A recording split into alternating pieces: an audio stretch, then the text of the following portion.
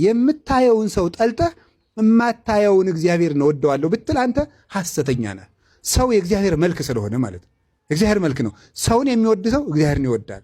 ሰውን የሚጠላ ሰው እግዚአብሔርን ይጠላል። ስለዚህ ተመልከቱ። ወበእላ ክሌቲ ኤው ይሄ ስንት ጣት ነው?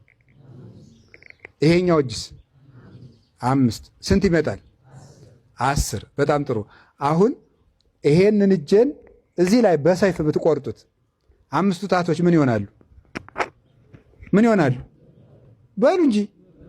እሺ ግራ እጄን ደግሞ በሰይፍ ቁረጡት 5ቱ ምን ይላሉ? አሁን ልብ በሉ እንግዲህ ልብ በሉ። ወበእላ ክሌቲ ትእዛዛት ተሰቅላ ኦሪት ወነቢያት 5 ጣት በቀኝ እጄ 5 ጣት በግራ እጄ ሁለት 10 ያዙ። እንደዚህ አንጠልጥለው 5ቱ ናቸው እንደዚህ አድርገው ያዙት። ሁለቱ 5 ይዘዋል። አንዱ 5 ሁለቱ ስንት ይዘዋል? 10 ይዘዋል። ሰውን መውደድ ስንቱን ይይዛል? 5ቱን። እግዚአብሔርን መውደድ ስንቱን ይይዛል? 5ቱን ይይዛል ማለት ነው። ሁለቱን ስትጥሳቸው ምኑን ታጣለህ? 10ሩን ታጣለህ ማለት ነው። እግዚአብሔርን የማትወደው ከሆነ 5ቱን ታጠዋለህ።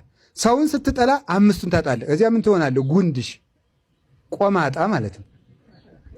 ፍቅረ እግዚአብሔርና ፍቅረ ሰብ ፍቅረ ቢጽ የጎደለው ሰው ቆራጣ ነው ማለት ይሄ ነው ማለት ነው። ይሄንን እንደ እጅ አደረገና ተሰቅላ ኦሪት ወነቢያት በእነዚህ በሁለቱ ኦሪት ፍቅረ ቢጽና ፍቅረ እግዚአብሔርን ክንድ አደረጋቸው፣ ብርታት የሚሰጡ ኦሪትም ነቢያትም ጸንተው የሚኖሩ እግዚአብሔርን በመውደድና ሰውን በመውደድ ነው።